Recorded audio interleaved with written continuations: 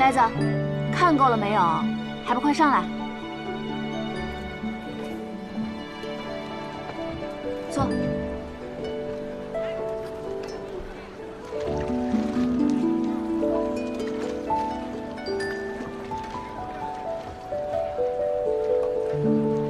打扮的还挺精神。今晚是7月半，是你的节日。我的节日？我又没死，为什么是我的节日？穷鬼也是鬼嘛。那香老板呢？我孤魂野鬼。香老板坐拥枕楼，每天有这么多人陪着你，还会觉得孤单啊？你知道我为什么叫它枕楼吗？高枕无忧。聪明。结果其他人都无忧了，烦恼都留给了我。但你的枕楼让很多人在京城有了容身之处。枕楼还是太小了，要是能有个1000座、10000座，说不定能容得下所有无家可归之人。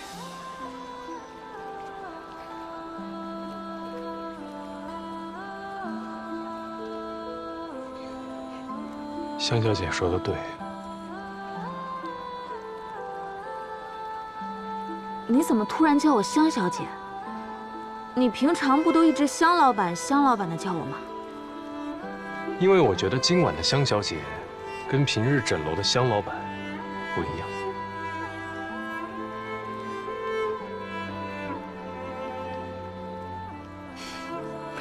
随你便，臧公子。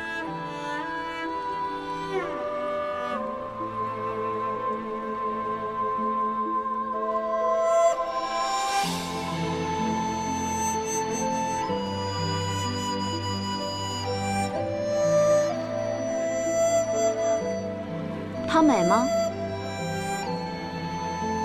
美。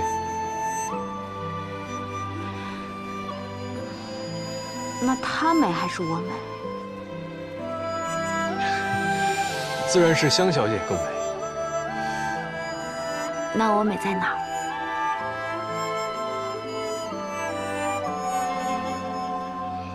香小姐眉若细柳，眼似星河，这个不是寻常女子可以比拟的。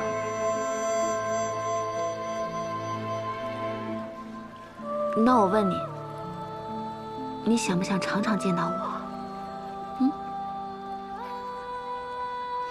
回答不上来了。香小姐确定要常常跟我见面吗？咱们俩只要见面，可总没好事啊。谁说没好事啊？我觉得有趣的很，不是吗？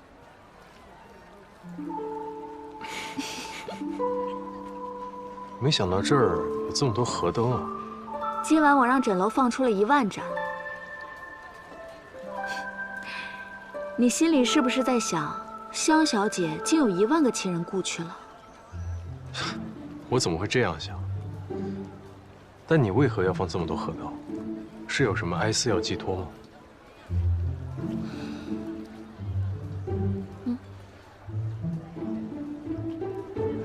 因为我有钱。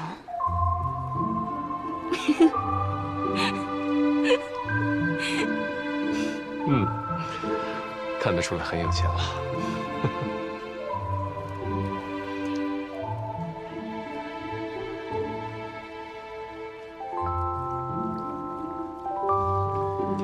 我听说，在河灯上写上亲人的名字，就能把自己的思念传递给他们。那你也写吧。听说你的父母亲人都不在了。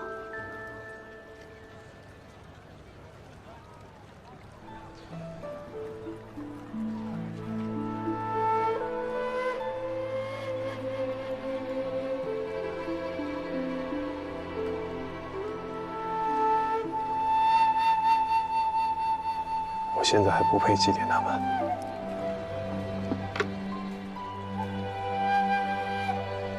那就先把对他们的思念装在心里吧。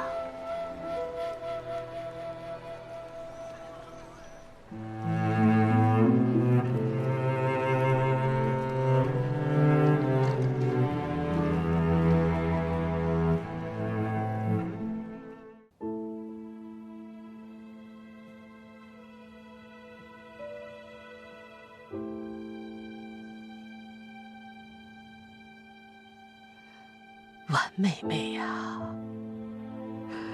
没想到你我再见，竟是这般情形了。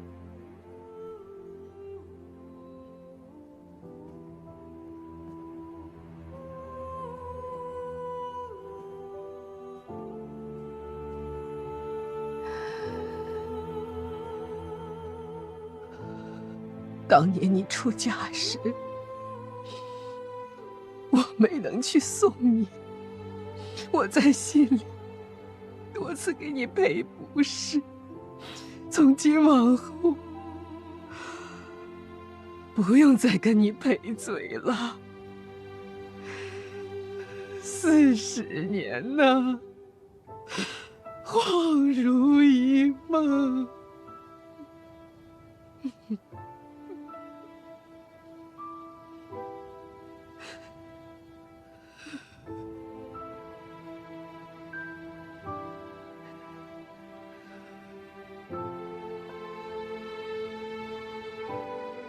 太后来咱们家做什么呀？老太爷都被流放了。祖母年少时和太后是闺中密友。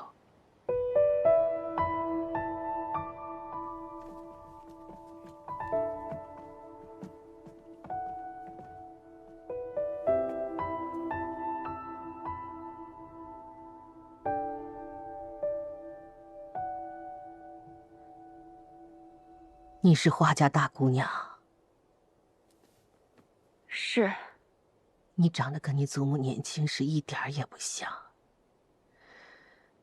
不过，这3分神色倒是和她年轻时候一模一样。花家上下福蒙圣赐垂怜，方得栖身之所。祖母在世，无时不纪念在心。今日圣赐浩荡，花只诚惶诚恐，多谢太后恩典。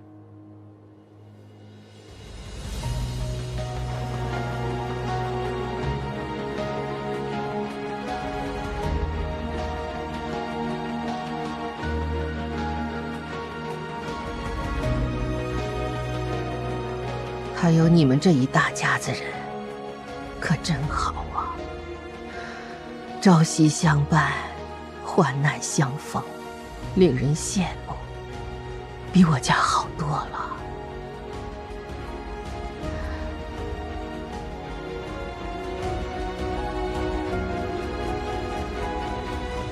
这些人，先前都缩得远远的，不敢进来，搞得咱家像什么龙潭虎穴似的。如今太后娘娘的殿仪送进来了，一个个又怕自己跑得跟不上别人。是啊，这些见风使舵的东西，呸！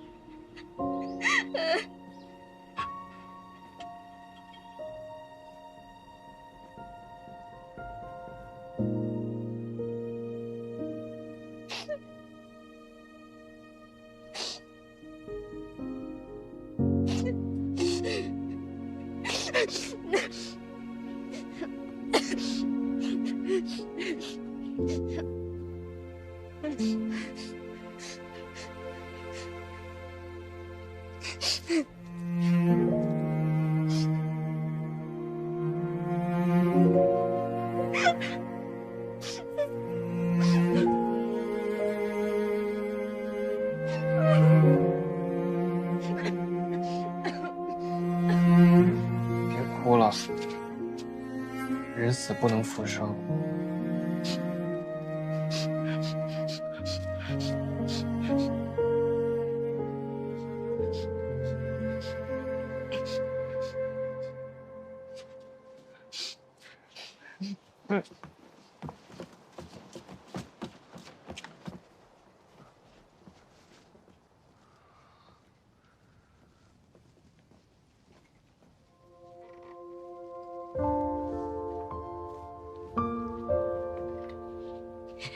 太母，芍药来了。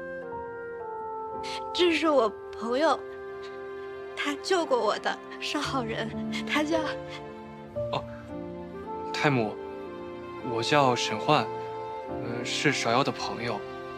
您之前还没见过我。太伯，我会一直记得您的，就像我记得我娘一样，不会忘的。你要是想芍药了，就来芍药梦里看看我，我们一起吃汤，一起我给你念诗，我好吃，甜。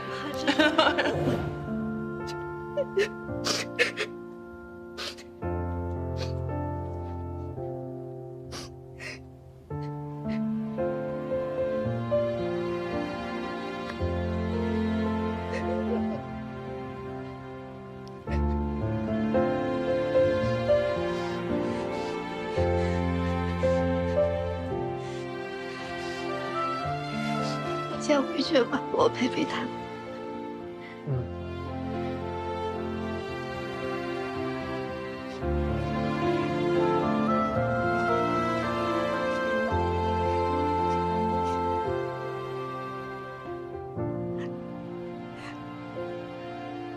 哥哥什么时候回来，他还不知道呢。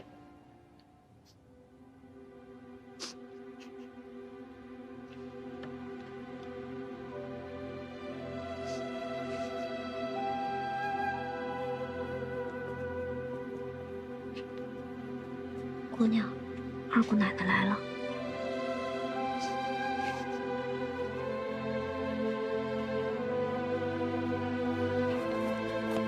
贤儿，孙子，我来晚了，我来晚了。走，进去再说。来。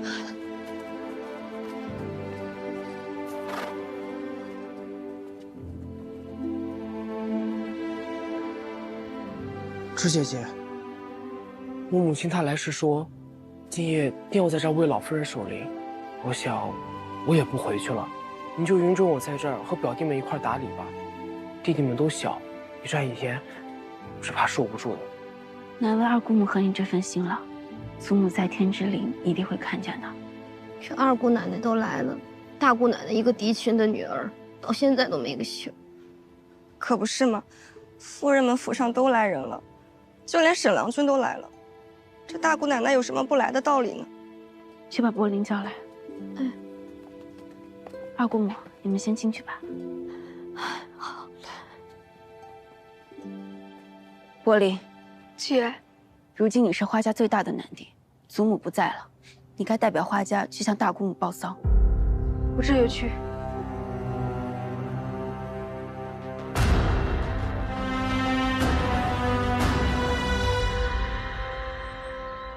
死了？怎么就死了呢？我不就说了他两句吗？他怎么就死了？这下糟了！我若是去吊唁，花指那个小贱人肯定要跟我算账。到时候在灵前闹起来可就不好看了。怎么办？对，不能去！我不能去！我坚决不能去！老爷，这人不到，礼也不到，不大好吧？有什么好不好的呀？他花家的好处，何时有一分落在我的头上？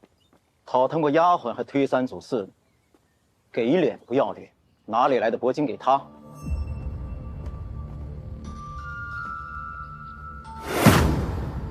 还有花指这个死丫头，敢报官让老爷我吃暗亏，我倒要看看她是几时死，死个老太婆算什么？老爷我希望的是，她花家死绝。是啊。父母病故，侄儿花柏林来向姑父姑母报丧。他家的。父母病故，侄儿花柏林来向姑父姑母报丧。祖母病故，侄儿花柏林来向姑父姑母报丧。祖母病故，侄儿花柏林来向姑父姑母报丧。出去看看何人喧哗，能打走便打走。老爷是。老爷，花家的小公子在咱门口报丧呢。老爷，老太太可是咱们夫人的亲娘啊，这要是被人举告个不孝的罪名，恐怕少爷日后的科举也……你怎么不早说呀？此事倒是难办。 姑父姑母为何不敢开门？祖母病故，侄儿花柏林来向姑父姑母报丧。侄儿花柏林向姑父姑母报丧。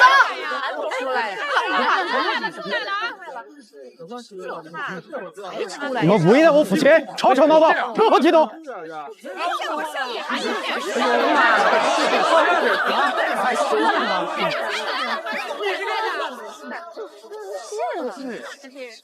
自己家的糟烂事，自己解决。哼！回去干什么呀？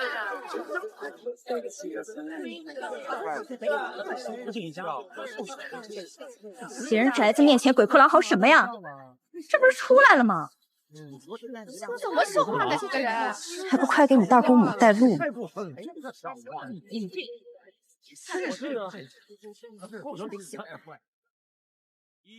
躬，二鞠躬，三鞠躬，家属答谢。徐姐姐，人带来了，你先进去吧。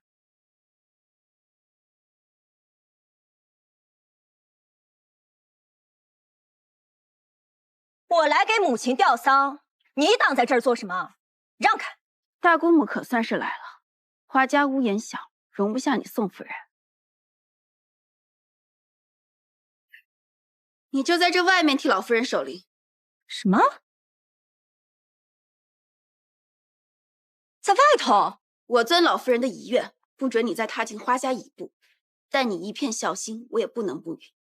所以在这外面跪着也是一样的。我不干！我不干！他凭什么不让我进去？他凭什么让我在外面守灵？那日你抢在老夫人面前答话，添油加醋，颠倒黑白。侄女可没有你这么黑的心肠。既然你问了，那我就如实回答。这是在外面，你闭嘴吧！你不要我们花家的名声了吗？你为了讨好大姑父，强抢我家丫鬟，3番5次的上门闹事，害得祖母一病不起。你见害人不成就口出秽言，耍泼耍横，害得老夫人吐血而亡。像你这般行径，你配叫做人吗？我让你跪在这里替你的亲生母亲守灵，难道有什么过分之处？是呀，就该在外面跪着的，就是他干的这事，太过分了！这太不怎么还有这样的呀？还在外面跪着。你个小丫头片子，你敢信口雌黄？你看我不撕了你的嘴！证据在此，你不会不认识你们宋家药铺的东西了吧？你拿出这等污秽之物害人，你配进我花家大门吗？哎，大伙儿都知道吗？大伙儿都知道吗？这宋家药铺啊，前几日就封了。听说正是因为他手中这个，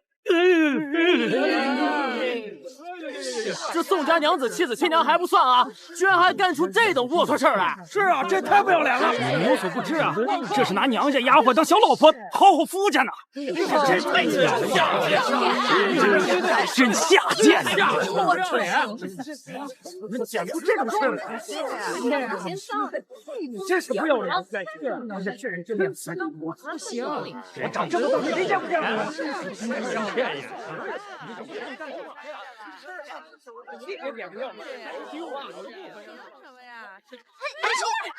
你出来！快出来！大姑娘话说的倒是堂皇，怎么不敢当着问问她呀？你说我们宋家的不是，你们花家就干净吗？你问问你们花家这位姨娘，在外面都干了什么好事儿啊？把她带进去！啊！我们说，你出来自己说！这不要脸的东西，你们这养出淫妇的阿家门楣！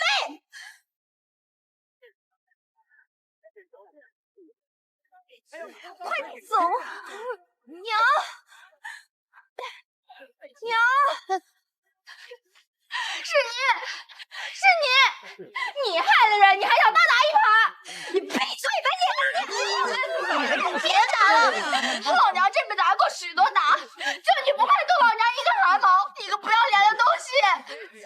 脸啊！对呀，你才不要脸！你妈呀！俺家就是豁出命去了，也得出去走恶气，疯了吧你！你还别饶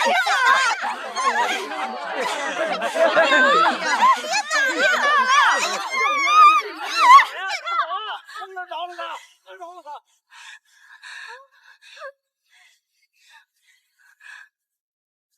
娘没事。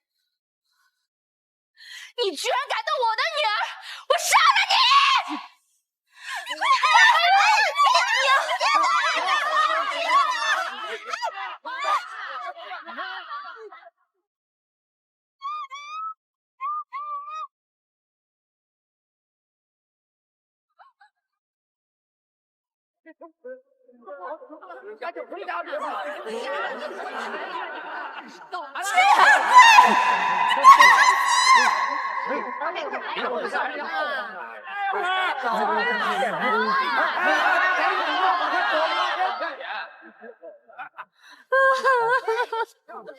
哎呀，姨娘，快带回去休息。姨娘。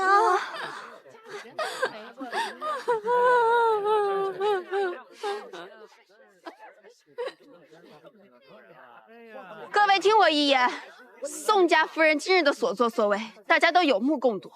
而我花家行得正，坐得端，无愧于心，不畏人言。花竟为夫作伥，蓄意辱没花家的名声，亲手害死了自己的亲生母亲。我花芷今日以花家当家的身份，替祖父和祖母清理门户，请各位为我做个见证。花静及其子女，今日起与花家恩断义绝，从此以后，他们家的事情与花家再无干系。好，鼓掌！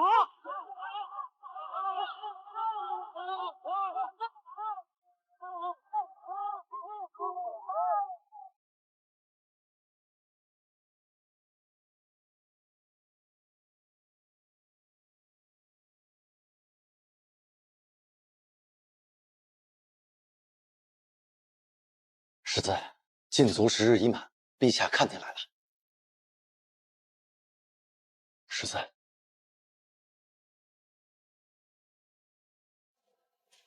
起来吧，禁足这段日子身子无大碍吧？臣无妨。还不起来？这是怪伯父罚错了？臣不敢。燕西，你若再这样，我让你这辈子都踏不出圣阁半步！快起来！世子，快将起！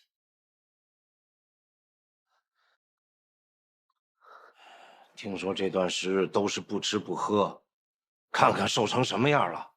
过来，吃口东西。燕西，还记不记得，你小时候每次不高兴，都是伯父哄的。那时候你还没这张桌子高。你母亲走得早，你对此事一直耿耿于怀，这说明了你的至纯至孝。你每次看到那几个皇子在母妃膝下淘气，就一个人闷闷不乐。伯父得用好几块栗子糕才能把你哄好。如今你长大了，栗子糕怕是哄不好了。皇伯父言重了。伯父只是希望你不要对伯父心存疏远之意。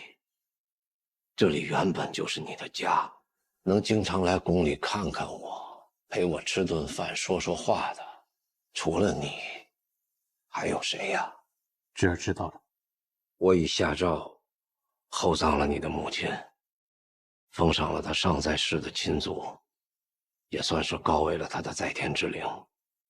只是燕西，君臣父子是万古不易的道理。回家去吧，陪你父亲好好说说话。那件事儿就翻过去吧。伯父都能跟你服软，你就不能跟你父亲服个软吗？皇伯父，你要听话。是。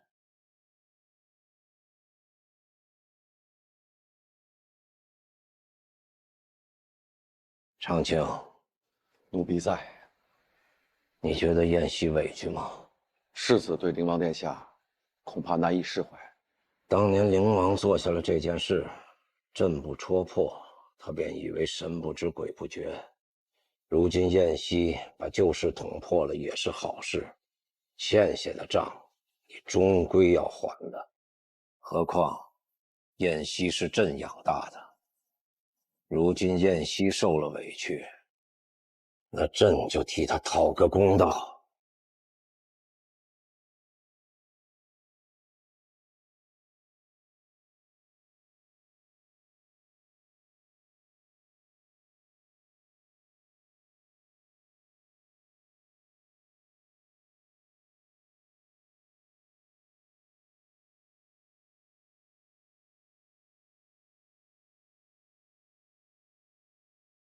祖母，你这一撒手，我就再也没有人可以依傍了。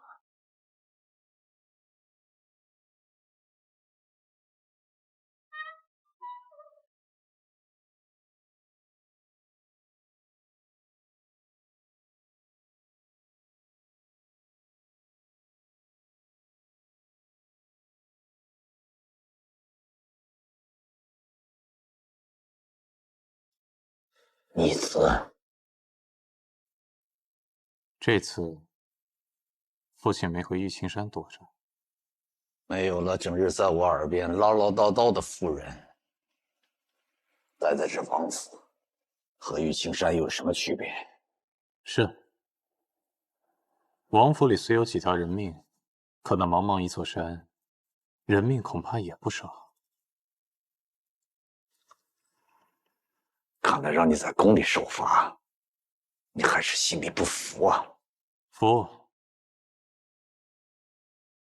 我岂敢不服啊？君要臣死，夫要妇随，都在纲常之内。普天之下，谁又能说个不字？明白就好。是。刘安杀妻，张巡杀妾，照样无损他们千古立命。不过实在好奇，妇人向来以生子为荣，可却不怎么听说他们的好儿子帮他们手刃了仇人呢？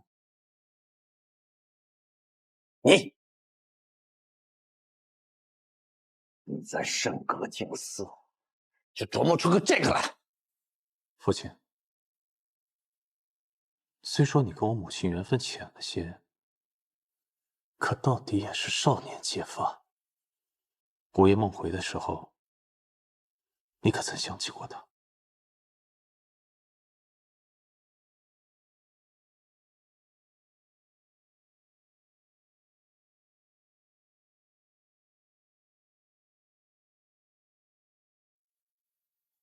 看来是没有了。你不会已经忘了他了吧？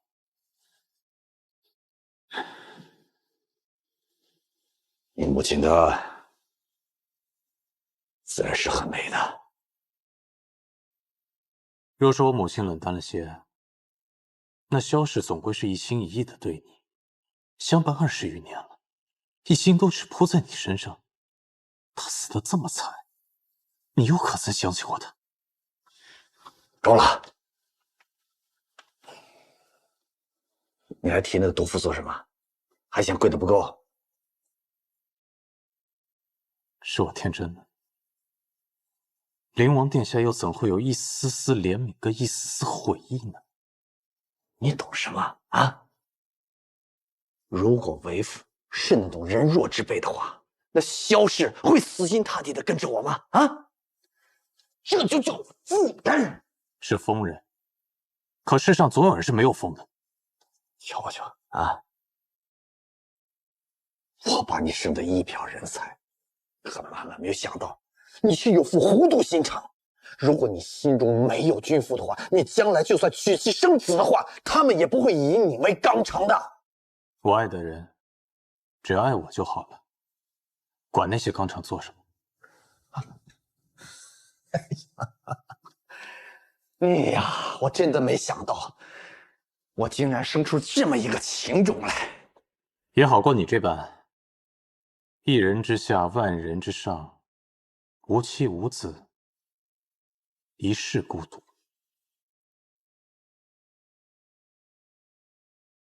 一人之下，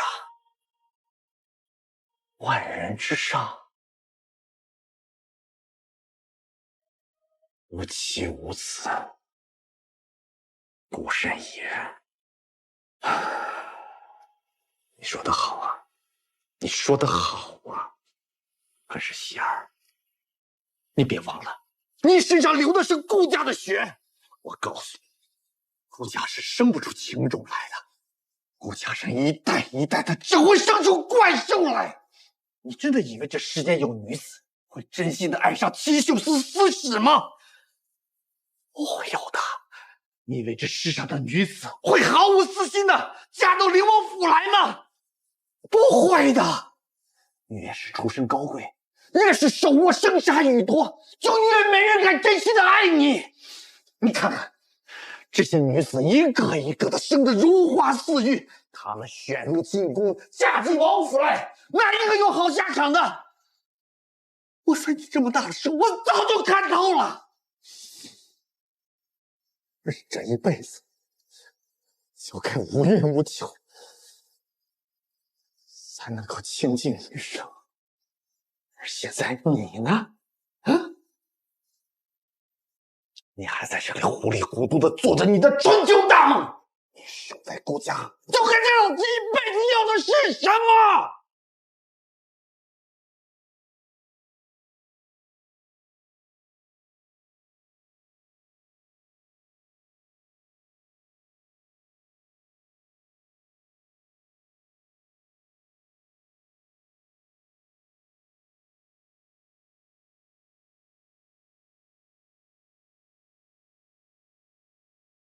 嘿嘿嘿，头儿，你可回来了。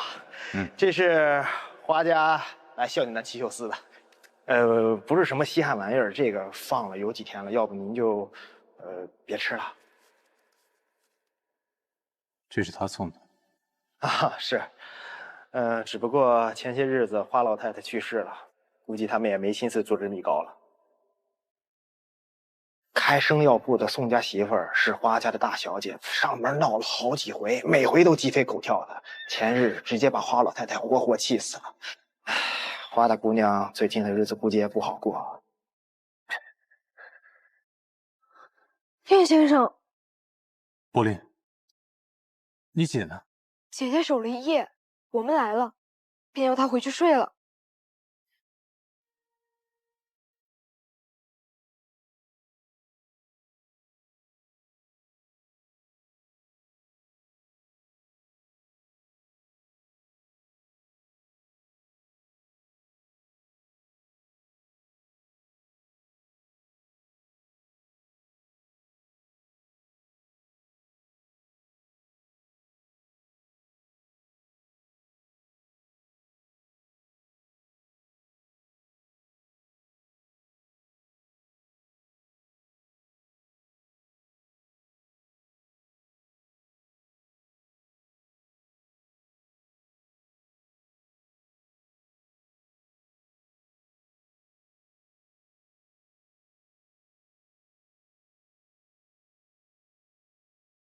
你怎么回来了？我有好多事想告诉你。好。你太累了，先睡一觉。等你睡醒，我原原本本的告诉你。还是不了，我怕我睡一觉醒来，发现又是一场梦。花枝，所以现在就说吧。我不知道从何说起。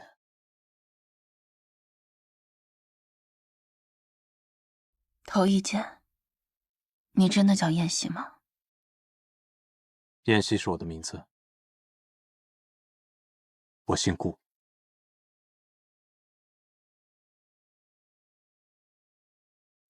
顾燕西，你是皇家子弟，那你为何去七秀司做茶子？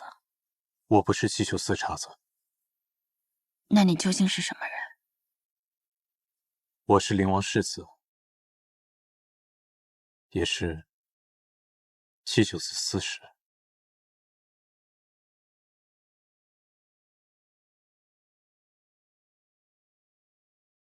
如今知道这事儿的人不超过10个。我该很荣幸吗？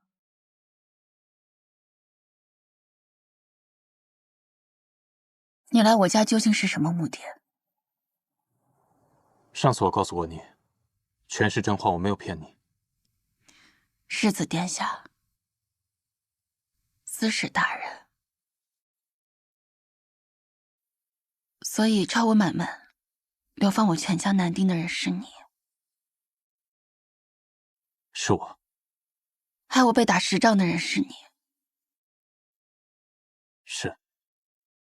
把祖父的书稿推给我的人是你。带上你的书，滚吧。多谢。在凶徒手下救下我的人也是你。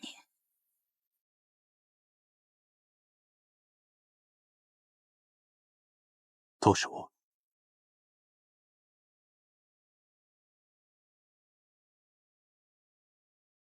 离开的这些日子，你都去哪儿了？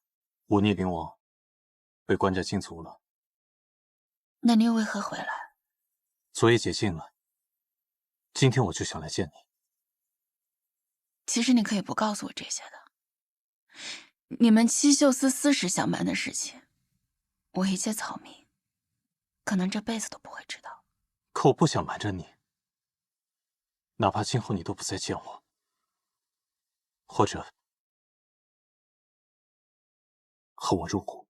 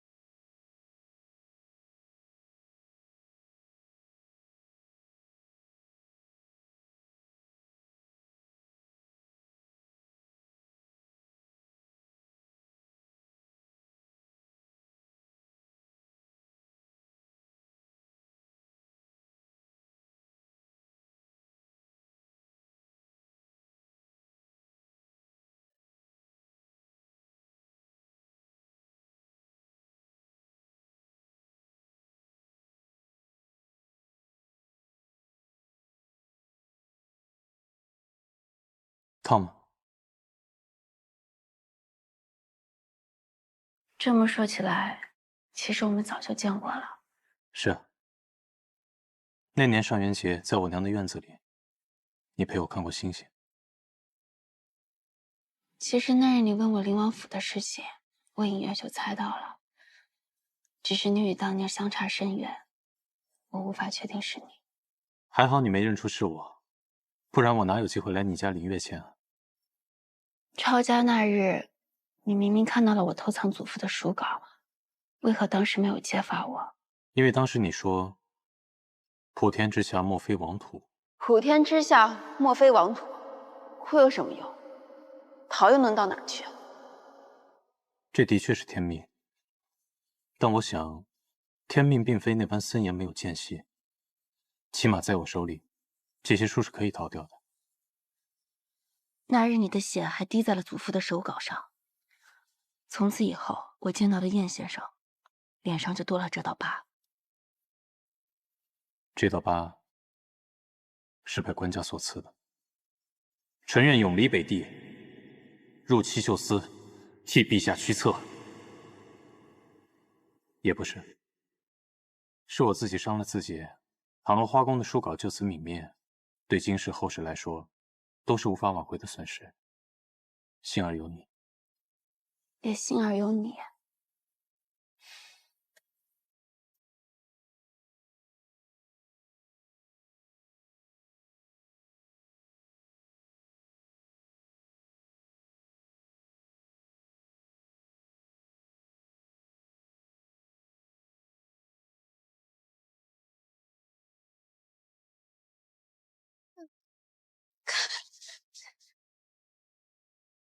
大哥，我还以为你不要我跟花姐姐了。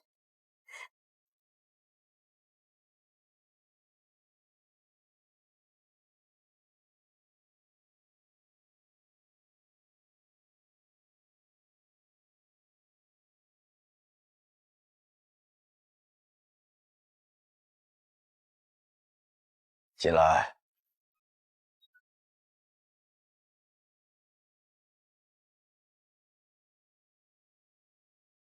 问灵王爷安，世子差小的送点心来，给王爷赔不是。啊，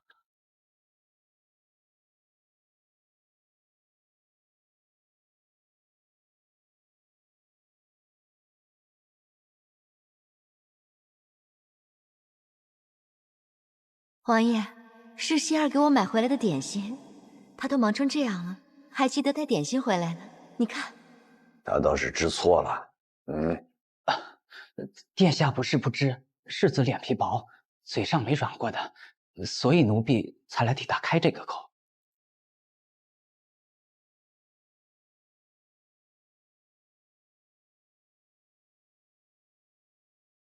你从哪儿来啊？奴婢打宫里来。叫什么名字？奴婢姓祥。来来来，一路从宫里来，辛苦了，赏你吃一个。多谢王爷。吃吧。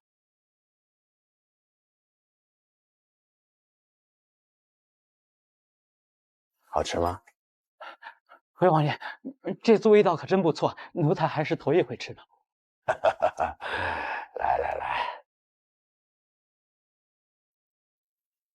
这以后在宫里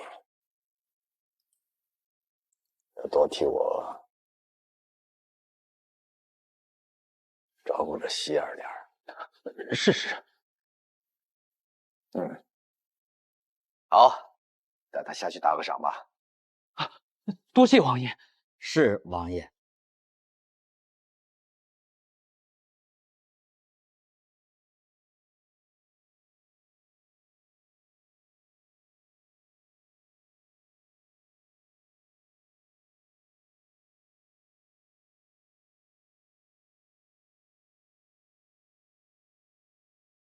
希儿啊，路上慢着点，一定要当心啊！